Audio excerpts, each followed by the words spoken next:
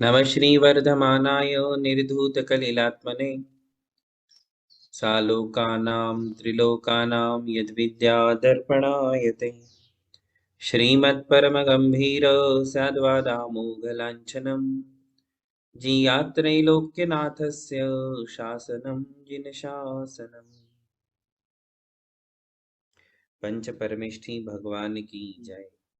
नमोकार महामंत्र की जय। वर्तमान जिन शासन नायक श्री महावीर भगवान की जय। युगादि पुरुष प्रथम तीर्थंकर श्री आदिनाथ भगवान की जय। परम पूज्य आचार्य श्री मानतुंग महामुनिराज की जय। परम पूज्य आचार्य श्री शांति सागर जी महाराज की जय। परम पूज्य आचार्य गुरुवर प्रज्ञा श्रमण श्री देवनंदी जी महाराज की जय। श्रीमद् जैन धर्म की जय। परम पूज्य आश्रमार्थ धर्म देवाकर मुनि श्री अमुक कीर्ति जी महाराज की जय। भक्तामर जी के पहले दो काव्य पढ़ेंगे। भक्तामर प्रणत मौलिमणि प्रभाणा मुद्योतकं दलित पापतमोवितानम् सम्यक् प्रणम्य जिनपादयुगं युगादा वालम्बनं भवजले पततां जनानाम् यः संस्तुतः सकलवाङ्मयतत्त्वबोधा दुद्भूतबुद्धिपटुभिः सुरलोकनाथैः स्तोत्रैर्जगत्त्रितयचित्तहरैरुदारैः स्तोष्ये किलाहमपि तं प्रथमं जिनेन्द्रम्। 25वां काव्य है और आप सभी हमारे पीछे बोलेंगे। बुद्धस्त्वमेव बुद्धस्त्वमेव विबुधार्चित विबुधार्जित बुद्धिबोधात् बुद्धिबोधात् बुद्धस्त्वमेव विबुधार्चित बुद्धिबोधात् बुद्धत्वमेव विबुधार्जित बुद्धिबोधात् त्वं त्वं शङ्करोऽसि शङ्करोषि भुवनत्रय भुवनत्रय शङ्करत्वात् शङ्करत्वात् त्वं शङ्करोऽसि भुवनत्रय शङ्करत्वात् त्वं शङ्करोषि भुवनत्रय शङ्करत्वात् धातासि दातासि धीर धीर शिवमार्ग शिवमार्ग विधेर्विधानात् विधे विधानात् धातासि धीर शिवमार्ग विधेर्विधानात् दातासि धीर शिवमार्ग विधे विधानात् व्यक्तं व्यक्तं त्वमेव त्वमेव भगवन् भगवन् पुरुषोत्तमोऽसि पुरुषोत्तमोऽसि व्यक्तं त्वमेव भगवन् पुरुषोत्तमोऽसि व्यक्तं त्वमेव भगवन् पुरुषोत्तमोऽसि। पढ़िए। बुद्ध त्वमेव विबुधाजितबुद्धिबोधा त्वं शङ्करोऽसि भुवनत्रय शङ्करात्वात् दातासि धीर शिवमार्गविधे विधानात् व्याप्तं त्वमेव भगवन् पुरुषोत्तमोऽसि।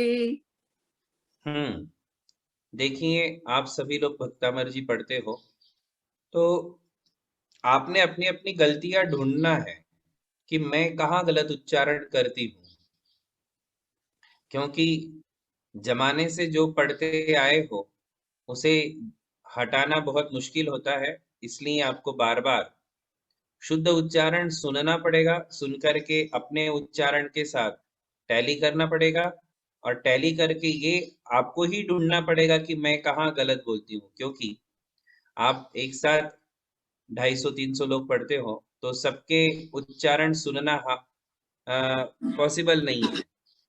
इसलिए जब हम पढ़ते हैं तो हमारे साथ अपने उच्चारण को टैली करना चाहिए। ये प्रैक्टिस आप करिए कि कहीं मेरे शब्दों में, मात्राओं में कोई गलती तो नहीं हो जाती, या फिर कई लोग अक्षर का अक्षर मिस कर देते हैं पूरा एक दो और फिर पढ़ते हैं, कई लोग मात्राओं को बढ़ा करके पढ़ते हैं। तो आपको ये ढूंढना पड़ेगा कि मेरी कहाँ मिस्टेक है। और वैसे भी आप तक शायद रिकॉर्डिंग भी पहुंचा दी गई है, तो आपके पास रिकॉर्डिंग भी होगी। तो आप लोग थोड़ा सा पेशेंस के साथ, धैर्य के साथ बैठ करके देखिए कि कहाँ मेरा उच्चारण गलत हो रहा है, और पुरुषार्थ कीजिए कि वो गलत उच्चारण मेरा सुधर जाए। मैं एक बार फिर से पढ़ता हूँ, सभी सुनेंगे। बुद्धस्त्वमेव विबुधार्चित बुद्धिबोधात् त्वं शङ्करोऽसि भुवनत्रयशङ्करत्वात् धातासि धीरशिवमार्गविधेर्विधानात् व्यक्तं त्वमेव भगवन् पुरुषोत्तमोऽसि। अभी आप पढ़िए। ये क्या नाम आपका? दिनेश लतिका। बुद्धस्वमेव विबुधार्चितबुद्धिबोधात् त्वं शङ्करोऽसि भुवनत्रयशङ्करत्वात् दातासि धीरशिवमार्गविधेर्विधानात् व्यक्तं त्वमेव भगवन् पुरुषोत्तमोऽसि। बहुत बढ़िया। Thank you. तब मैं वाचो। जय गुरुदेव। पीके शाह कौन है देखिए। दिनेश। बुद्धस्वमेव विबुधार्चितबुद्धिबोधात् त्वं शङ्करोऽसि भुवनत्रयशङ्करत्वात् दातासि धीरशिवमार्गविधेर्विधानात् व्यक्तं त्वमेव भगवन् पुरुषोत्तमोऽसि। बहुत बढ़िया, अच्छा उच्चारण है। हाँ, लीजिए अभी इसका थोड़ा अर्थ भी हम समझे। बुद्धस्त्वमेव विबुधार्चित बुद्धिबोधात्। आज आचार्य श्री मानतुंग जी भगवान आदिनाथ के लिए 4 नामों से संबोधित कर रहे हैं, और ये वे नाम है जो प्रसिद्ध है, जिन्हें सभी जानते हैं। जैनेतरों में भी प्रसिद्ध है। जैनों के अलावा जैनेतरों में ये नाम प्रसिद्ध होने से और प्रसिद्धि की ओर तो सभी भागते हैं। जो प्रसिद्ध हो उसके पीछे तो सभी होते ही है, होते हैं कि नहीं? सत्य है या नहीं, सत्य होना अलग बात है, फेमस होना अलग बात है। वहां ट्रुथ कितना है, ट्रुथ कोई नहीं देखता है, फेम देखते हैं। और फेम के पीछे भेड़ चाल चलने की परंपरा प्राचीन काल से ही है। जहां फेम मिलता है या जो कोई व्यक्ति फेमस होता है, उसके पीछे भेड़ चाल चलने वाले लोग अरे हाँ हाँ, सभी जा रहे हैं, मैं भी जाता हूँ, सभी जाते हैं, वो मैं भी जाता हूँ, मेरे फ्रेंड्स जाते हैं, मैं भी जाता हूँ। वो सभी हजारों लोग उन्हें मानते हैं, तो मैं क्यों नहीं मानूं? हजारों लोग यदि मान रहे हैं तो इसका मतलब कुछ ना कुछ है, कुछ ना कुछ है। इसीलिए तो हजारों लोग, कोई मूर्ख थोड़ी है, इतने लोग जा रहे हैं। इस प्रकार की जो थिंकिंग है, ये 90% लोगों में होती है। 10% लोग ही अपने दिमाग का इस्तेमाल करते हैं कि भाई मैं भेड़ चाल नहीं चलूंगा, सब जाते हैं इसलिए मैं नहीं जाऊंगा, सब मानते हैं इसलिए मैं नहीं मानूंगा, मैं तो इसमें सर्च करूंगा, रिसर्च करूंगा, कितना सच है, स्वरूप कितना सही है, सिद्धांत कितने सही है, और वहां रियलिटी कितनी है, ट्रुथ कितना है, इसे मैं पहले समझूंगा, उसके बाद मैं मानूंगा और फिर उसे एक्सेप्ट करूंगा। तो इस प्रकार की सोच वाले लोग दुनिया में बहुत कम है, बहुत कम है। अधिकतम लोग भेड़ चाल, भेड़ भेड़ भेड़ पता है आपको? भेड़ ऐसे हजारों की संख्या में निकलती है और मान नीचे होती है, मान नीचे होती है, एक चलती है, उसके पीछे 100, 100 के पीछे फिर 100, फिर 1000, ऐसे जो है निकलती जाती है, भेड़ चाल बोलते हैं उसको। दुनिया जिसे मान रही है उसे मैं भी मानूंगा, दुनिया जहां जा रही है वहां मैं भी जाऊंगा, और वहां जो लोग जो भी कर रहे हैं वो मैं भी करूंगा। इस प्रकार स्वयं की बुद्धि, स्वयं की प्रज्ञा, इसको ताक पे रख देते हैं, उसे अलग कर देते हैं, और केवल देखा देखी करने वाले जो लोग हैं दुनिया में बहुत होते हैं। उन्हीं लोगों को संभालने के लिए आचार्य श्री ने एक काव्य लिखा है ना, कि अपनी प्रज्ञा रूपी चक्षु को उघाड़ो, जो आंखें आपने बंद करके रखी हैं उसे खोलो, और अपनी प्रज्ञा चक्षु से देखिए कि क्या है। जीवन में प्रज्ञा की बहुत आवश्यकता है ना। यस्य नास्ति स्वयं प्रज्ञा शास्त्रम तस्य करोति किम, दर्पणाभ्याम लोचनाभ्याम विहीनस्य दर्पणः किम करिष्यति। ऐसा एक नीति का श्लोक है। उस श्लोक में कहा है कि जिनके पास खुद की बुद्धि नहीं है उन्हें शास्त्र क्या समझाएंगे। जिन्हें अपनी बुद्धि का प्रयोग करना नहीं आता है, शास्त्र और गुरु उनके लिए कितना आगे बढ़ा देंगे। कहीं ना कहीं हमें अपनी बुद्धि का भी प्रयोग करना पड़ता है।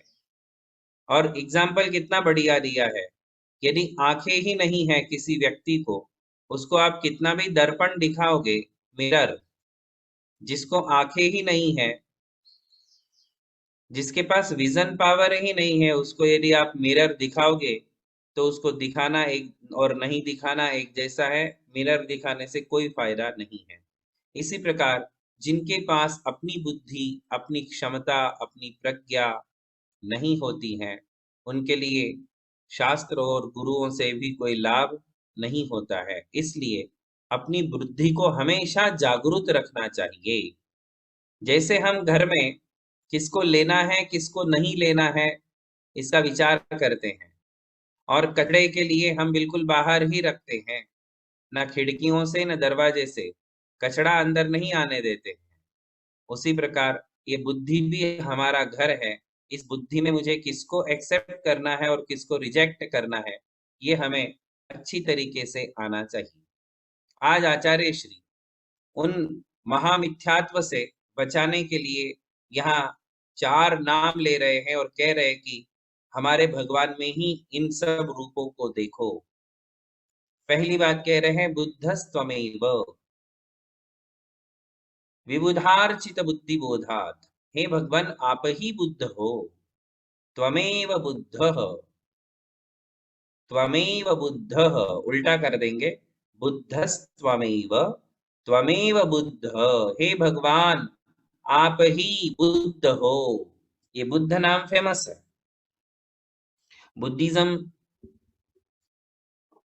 ऑल ओवर वर्ल्ड में किन्हीं देशों में बहुत ज्यादा, तिब्बत वगैरह में, चाइना वगैरह में बहुत ज्यादा है बुद्धिज्म, और बाकी देशों में, राष्ट्रों में वो थोड़ा देखने को मिलता है। इंडिया में भी है, मात्रा कम है, किंतु ये बुद्धिज्म में और जैनिज्म में पुराने जमाने से देखा जाता है कि फिलॉसफी में बहुत फंडामेंटल डिफरेंसेस है।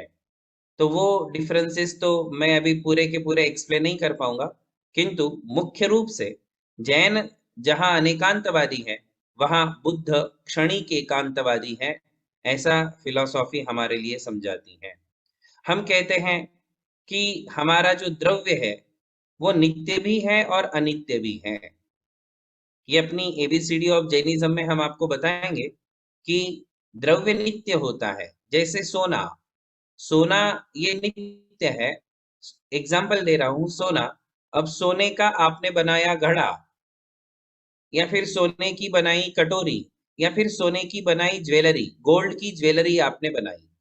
अब आपने ज्वेलरी बनाने के बाद उसको एक 6 महीना यूज किया, फिर आपको लगा कि नहीं नहीं ये कोई खास नहीं है, मुझे मजा नहीं आ रहा है, तो आपने उस ज्वेलरी को मेल्ट कर दिया और दूसरी ज्वेलरी बनाई। फिर वो भी पसंद नहीं आई, तीसरी ज्वेलरी बनाई।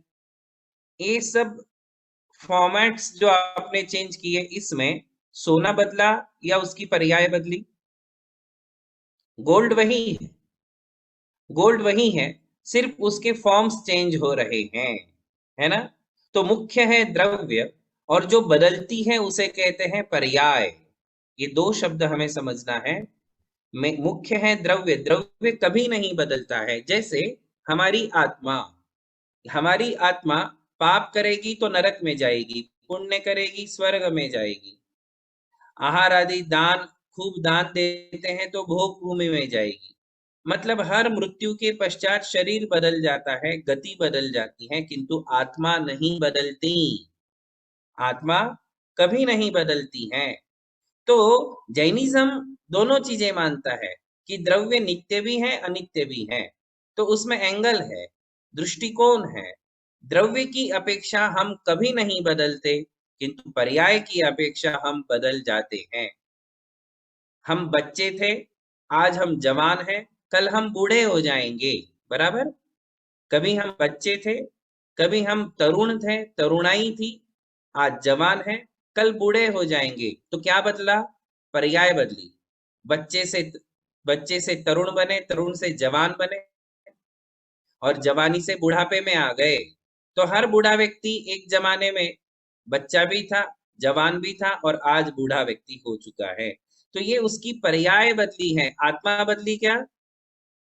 बचपने में आत्मा अलग थी, जवानी में आत्मा अलग हो गई, और बुढ़ापे में आत्मा फिर बदल गई। आत्मा कभी नहीं बदलती है, बदलती है पर्याय, है ना। तो पर्याय की दृष्टि से देखो तो मैं बदल जाता हूं, किंतु आत्मा की दृष्टि से देखो तो मैं कभी नहीं बदलता हूं। इन दोनों बातों को एक्सेप्ट करना अनेकांत है। आप लोगों ने अनेकांत शब्द बहुत बार सुना है। तो अनेकांत क्या होता है? ये दोनों एंगल को एक्सेप्ट कर लेना कि हाँ मैं चेंज होता हूं, और दूसरा मैं कभी चेंज नहीं होता हूं। ये दोनों सेंटेंस में कितना अंतर है? मैं चेंज होता हूं, ये पहला सेंटेंस। मैं कभी चेंज नहीं होता हूं, ये दूसरा सेंटेंस। कितना अंतर है? कितना अंतर है बोलो? बिल्कुल विरोधी वाक्य हैं, किंतु इन दोनों विरोधी सेंटेंस को, अपोजिट सेंटेंस को जो एक्सेप्ट कर ले उसे अनेकांत कहते हैं।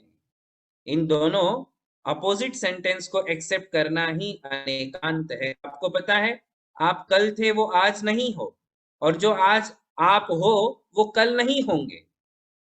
एवरी डे हमारे में चेंजेस आता है, एवरी डे। और फिर उसमें भी सूक्ष्मता से जाओगे तो एवरी टाइम, एवरी सेकंड में हम चेंज होते हैं, किंतु वो चेंजेस हमारे ध्यान में नहीं आता है। आपने चावल को कुकर में रखा और वो 1 घंटे में, आधे घंटे में पक गया। अब आपने सीधा उसको देखा था, हार्ड पोजीशन में देखा था, और उसको आधे घंटे, पौन घंटे बाद जब बाहर निकाला तो बिल्कुल मुलायम हो जाता है। तो आपको क्या लगता है, वो आधे घंटे बाद चेंज हुआ है या एवरी सेकंड में चेंज हुआ है? एवरी सेकंड में चेंज होता है ना। हर सेकंड में, हर मिनट में वो चावल बदला था, और बदलते बदलते बदलते वो ऐसा हुआ। इसी प्रकार आप हर समय बदले हो और बदलने के कारण ही आप बच्चे से लेकर बूढ़े बने हो।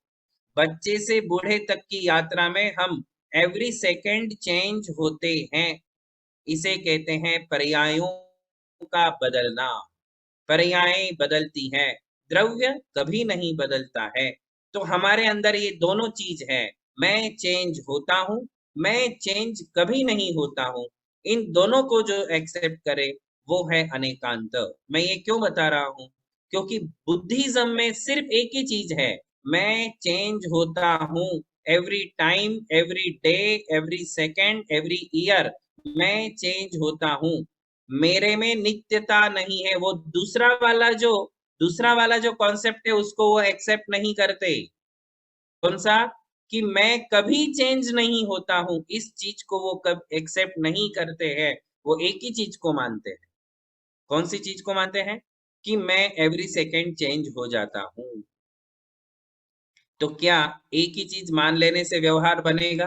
फिर तो ये होगा भाई, दूध वाला आया था, कल आया था, आपको दूध दे करके गया, फिर वो आज आया, उसने बोला बाबूजी पैसे दो, तो आप क्या कहोगे?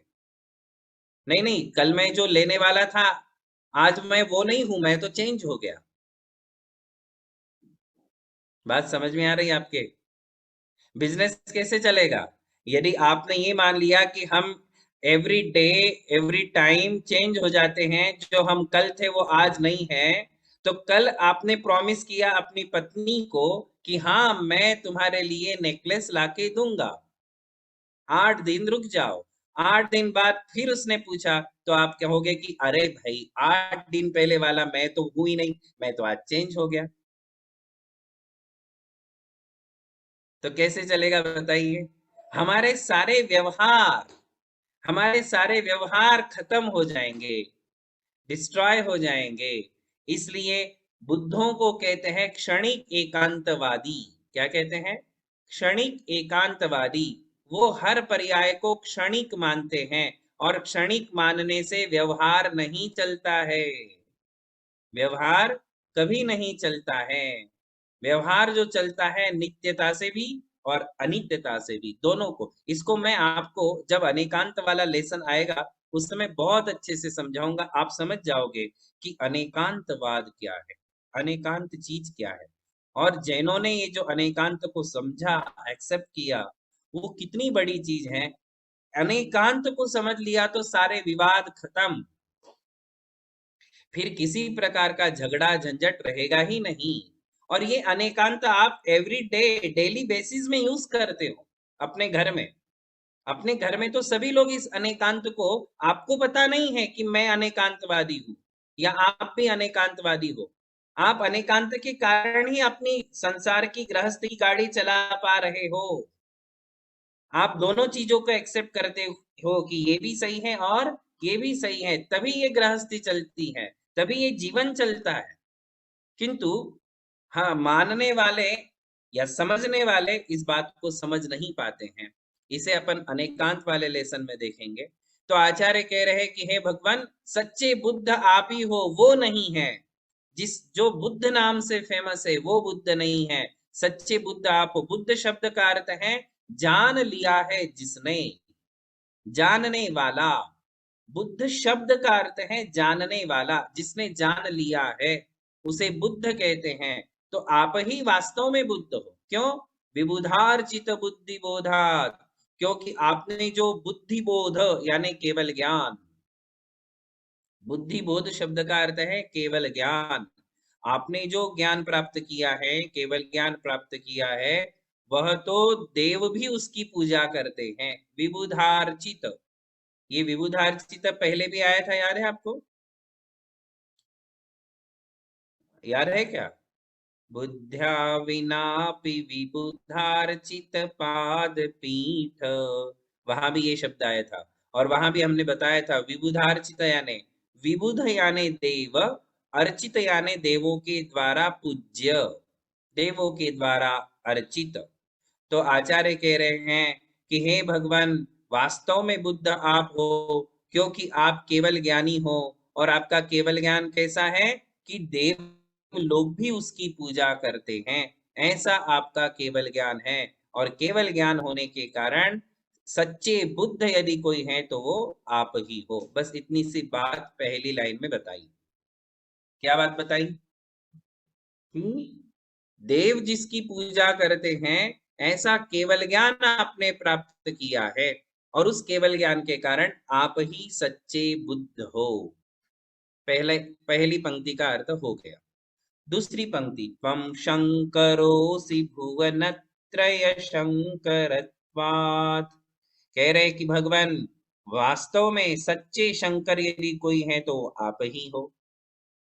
अभी शंकर नाम भी प्रसिद्ध है, आप सभी जानते हैं, और वर्तमान में उसका कितना ज्यादा बोलबाला या प्रचार प्रसार है ये भी आप देख रहे हो। अब हमें इतिहास में नहीं जाना है, किंतु बस इतनी सी एक बात बतानी पड़ेगी जो यहाँ बताई है। आचार्य कह रहे हैं कि शम करोसी, ये दोनों को अलग कर दो। शंकर है ना, शंकर शब्द है, कई लोग श के ऊपर बिंदी लिखते हैं, शंकर शंकर आप लोग जब लिखेंगे तो शायद श के ऊपर बिंदी लिखते हो शंकर में, ये संस्कृत में ऐसा लिखा जाता है। शम शब्द का अर्थ है सुख, शम यानी सुख, कर यानी करने वाला, जो सुखों को करने वाला है, सुखों को देने वाला है, उसे शंकर कहते हैं। अब जिन्हें दुनिया शंकर मानती है उनका स्वरूप ही निराला, आप सभी जानते हो। ब्रह्मा विष्णु महेश, ये तीन नाम प्रसिद्ध है, और यहाँ इन तीनों को ही लिया है। अभी अगली तीन पंक्तियों में उन्हीं का नाम है, ब्रह्मा विष्णु महेश का। तो पहले महेश को लिया, महेश का अर्थ होता है शंकर, और हिंदुओं में मान्यता ये है कि ब्रह्मा रचयिता है, क्रिएटर, विष्णु ऑपरेटर है, और महेश या शंकर जो है वो डिस्ट्रॉयर। ब्रह्मा तो सृष्टि की रचना करते हैं, और विष्णु उसे ऑपरेट करते हैं, और महेश जो है उसका नाश करते हैं। सृष्टि का नाश जो करे, अब आप उसमें सोचिए कि जब सृष्टि का नाश होगा तो उसमें तो सबका ही नाश हो जाएगा। तो कोई भगवान किसी का नाश करेगा क्या, आप बताएं? कोई भगवान किसी को पैदा करे और पैदा करके उसे ही मार डाले? Is it possible? एक माँ अपने बच्चे को पैदा करती है, क्या उसके हाथ से उस बच्चे की मृत्यु संभव है? वो मारेगी अपने बच्चे को जन्म देके मार डाले, ऐसी कोई माँ हो सकती है? माँ भी नहीं करती है।